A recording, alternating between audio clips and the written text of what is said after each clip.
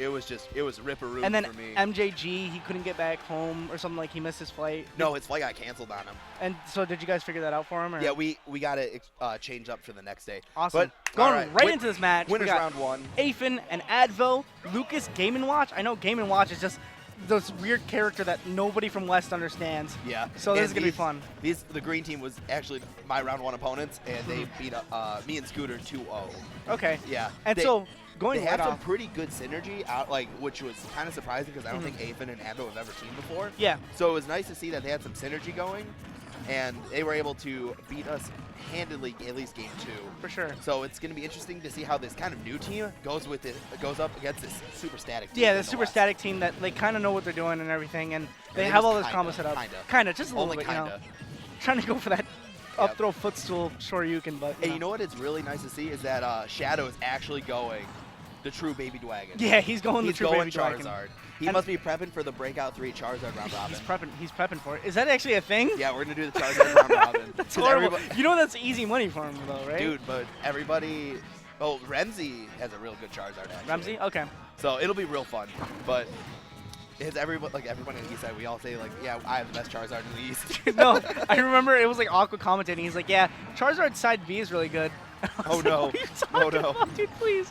But going right into this match again, being like the devil's advocate for this green team, you can definitely tell that they kind of assume the roles that they want to do. You know, Afen's definitely more of the aggro to start out the match. He's going in for those grabs, trying to give something to Advo. And, you know, Advo kind of staying back, waiting for the perfect opportunities to go in. And I feel like that's what makes them a good team, you know? Like, once you assume your roles, that's when you can start working on your synergy and what the footstool to jabs. But, yeah. After the up throw, Shadow had footstooled Advo, and so it gave Adorable Knight a free jab, free 1, jab, 2, 3. You know, not even trying to go for something super hard. He just kind of wants to get Advo off stage. Yeah, and Advo, though, he's clinging on to the last little bit of his second stock here. 116, so he's definitely in the realm of death from a Charizard up throw. For sure. And basically anything Luigi can do. And that's the weird thing about teams for Game & Watch is that, like, in singles, you can't really challenge Game & Watch off stage, and that's really bad from a good collection of characters. But when it comes to teams, Adorable Knight and Shadow, they rarely ever go for any off-stage stuff like that because they can see stuff like that happening, you know? Oh my god, that was the most disgusting. Did you just dunk him on the regrab? He got him on the regrab with a dare. Oh my goodness. And the meaty forward air catching Advo and Adorable Knight. Yep. And I'm actually noticing what you say, how the Rip Brothers, they really never go off stage. They because they have setups just like that. Exactly. It's like, why go off stage? Well, one, you're Charizard and Luigi, so of course you don't want to be off stage, especially at all. Game & Watch. So being able to just hold that center stage and just keep your combos going off there, you're going to find so much more success. Yeah. Because your characters are so susceptible to being destroyed off stage. Yeah. Don't even give them the opportunity. It's a crazy thing because like both these players, like whenever these opponents go up against Shadow and Adorable Knight, they think to themselves, oh well, Charizard has the most kill power, so I'm gonna stay away from Charizard and go to Luigi. And then once they go to Luigi, Luigi's gonna give Charizard the setups that he wants. He's gonna give Charizard the setup that Charizard wants, and then they're like, oh, well, then we'll go up against Charizard. Charizard's going to give Luigi a setup. Exactly. And it can go either way, and that's what makes this team so good. And in teams, Charizard's grabs are actually pretty strong. Very, very because strong. he's able to just, like, his grabs are actually pretty quick if he gets the throw. So he's able to just toss it right to Luigi, who just loves being given the ability to combo. He threw him at the bacon. But also a good thing about Charizard's throws is that he has that down throw that can hold the character there for a second to give Adorable Knight enough time to react. To say, oh, he has him in a grab, he's about to down throw him, I can give him something good. Oh, but at Hyper Sense, they opt for that instead of down throw.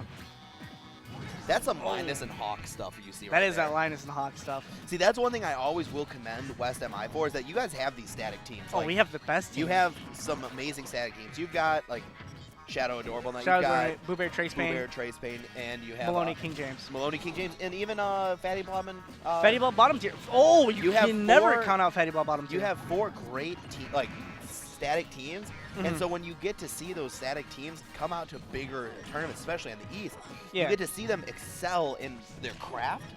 Yeah, for sure. You know, they blow your mind. That's the best thing about West. And it just challenges you to say, hey, I want to reach that type of level.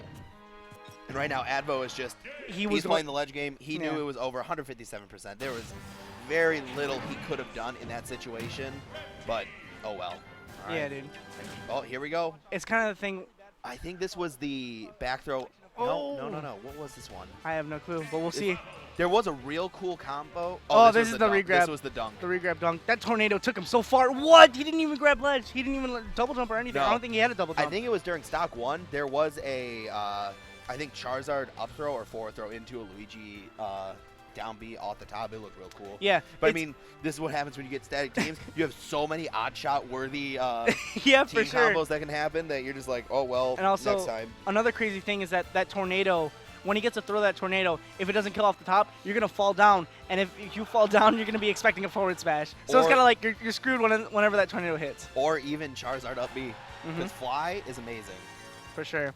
Shoutouts to Constable Lemon. I see you in chat, dude.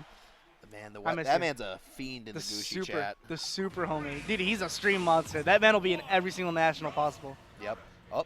Oh, and they forfeit the match. Oh, they're getting out of Omega. So, like, how does that work? Is that on YouTube, or do you just, like... What? Like, the whole copyright stuff with FD? Is that what that is? I mean, well, yeah, that is a thing where, like, he might get the no monetization flag. But most of the time, people going to stages that are, like, other Omegas, it's because of copyright claims with the music. That's what I was thinking, yeah. That's why I only go to 2 Omega stages. Palutena? Nope. What? Warplane, Pirate Ship. Pirate Ship? Dude, hell yeah. I don't know, man. But going right back into this, we have Omega Battlefield, which is a pretty nice looking stage. I love the background.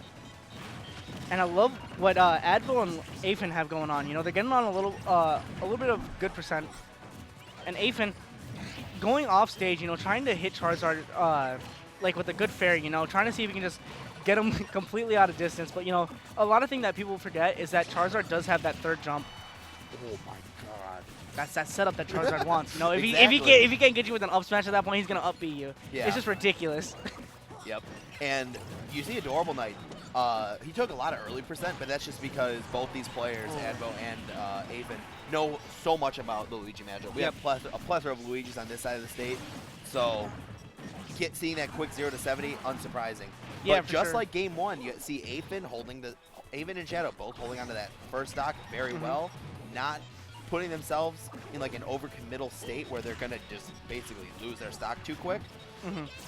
So we're seeing this neutral doubles where they're both of them are like there's a line and they're trying to figure out how they're gonna get across and just start bodying the other one. Yeah, see, now we have Advo switching into the role of the aggro, you know, getting like a good percent with those easy Game & Watch combos, and then getting the parachute. Ooh, good spike. The dunks, the back air dunks, let's go. But Advo, like, assuming that role of the aggro person, right after he gets that parachute, he's going to fall right behind Afen. Afen's there to supply, like, a PK fire, or even just go in himself and get an easy jab combo. Exactly. Nice back throw by Afen, going to get that kill. Oh, and Afen's just walking across the stage. A rage-induced snake grab on a Charizard that was pretty much on Death Alley. That'll work. Green team currently has a lead. Good job on Afen. Actually, yeah, they have the stock count is 5-3, so they have actually quite a lead. Yeah. I was thinking it was only minor, but Adorable Knight, that spike, from Afen actually really set them behind. Yep, it's those fast stocks that nobody really notices that'll really get to you in the long run. Yeah, because he died like 100%, I think. Yeah, and Afen holding onto the stock, letting Advo. Oh no, he went right under kill. Oh, and we got the taunts. It's just. Oh, wow, and now the stocks are even. Yeah, the stocks are even. The thing is that Afen trying to dash attack to get Advo out of that grab, he ended up setting himself up to have the lag to just stay right under for that up throw, and that up throw just getting both of them. Yeah, a lot of characters who have a up throw that goes up into this like sky and then come crashing down, they have like almost its meteor effect.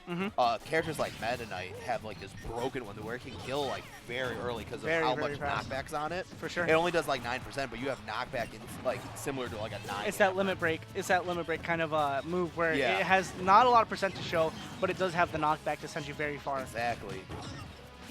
But stocks are still fairly even. Both Advo and Adorable Knight are on the verge of getting killed. Oh, and there's that up throw. And there's the tornado.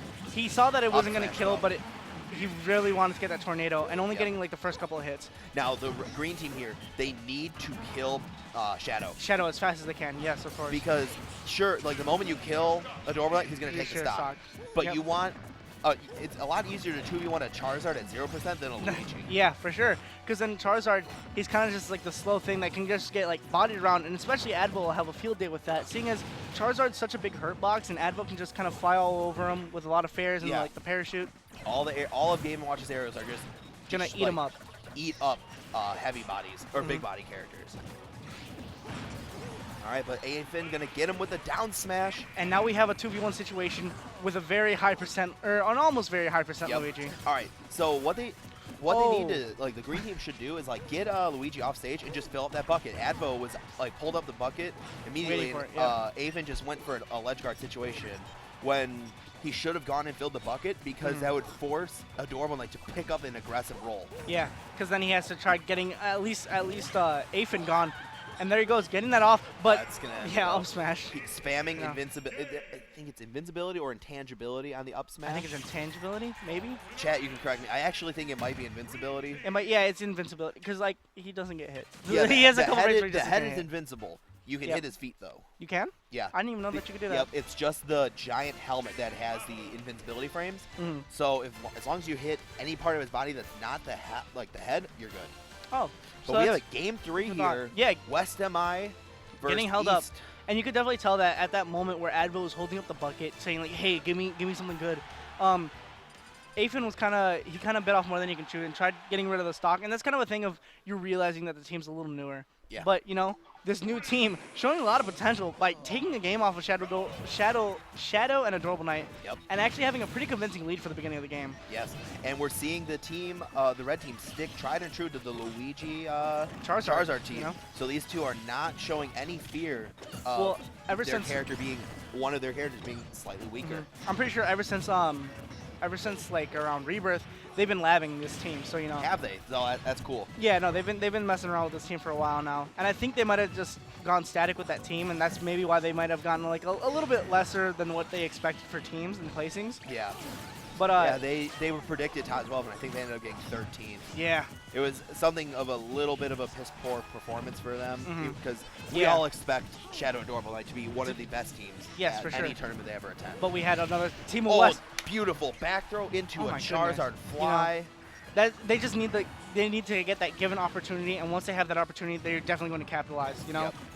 Now Aven needs to be a little bit careful. He is at kill percent, so he needs to be a little bit safer with these grabs. He's starting to throw them out a little bit too much in the neutral. Yeah. But when your Luke is at 113% in doubles, you do not want to be doing anything like that. Yeah, and Aven actually assuming that role of just staying behind Advo for the first match of the game. Whenever he had he was around the same percent as last game. He would kind of just stay behind Advo, wait for Advo to throw something out, and then whenever Aven was needed, he'd go in. There's that up throw though, and putting himself right under that situation. And the Shadow gets the kill with the meteor hitbox of Seismic Toss. Good dash attack coming from Advo, actually taking the stock. Yep, and we're back down to being even stocks, Wow. but there is a very big percent lead. Not big, but it's a decent percent lead for the red team here. And I feel like the big thing that's happening for red team is that they're so dependent on their team combos, whereas these green team, the green team, when they take off stocks, they're taking stocks off by themselves. You know, yeah, they're very. Afen got the back air spike. You know, Advo got a kill with the dash attack. They're kind of very independent, and I feel like that's what the red team should be working on at this point. Yeah, they're, you know? the green team is very content to being, is content to doing 2 1v1s. Yeah. But that's something that doubles. Is like you have the 2 separate 1v1s versus the teams that can do a 1v1, And but then they can- instantaneously take the call and start a 2v1 situation. For sure. And we saw that against Shadow and Adorable Knight versus Soulblade Hero and Board CO2. They were doing that same exact thing. At one point, Adorable Knight was getting knocked off stage by a Marth, and then Shadow kind of just threw the Link towards Adorable Knight, and Adorable Knight just got the spike. Yep. So, you know. Yeah, that's the mark of a good doubles team, is that For sure. they can create a 2v1 situation out of anything. Yeah, having that stage awareness. Again, Beautiful. the back throw. Are we going to see the stage or the stock take? I'm pretty sure we're not going to see the stock take. Oh, wow, we are. The meaty up smash right after Yeah. taking the stock. And we're kind of seeing a slightly systematic destruction here of the green team. Did you see the Nair when he was doing a tornado? That was so sick. That was like the coolest like extra 10% I've ever seen. Yep. All right, now how is red team going to close this out? Advo going for the all or nothing. The nerf or nothing. He really wants to get a Double Knight stock. Beautiful And there's that flush. team combo. That was beautiful. Guys, odd shot that and put that on Reddit. Odd shot right that. now. Odd shot that. Odd Constable shot, Lemon. Dakota, I'm looking at you. Can we please get the great people a Odd replay? shot.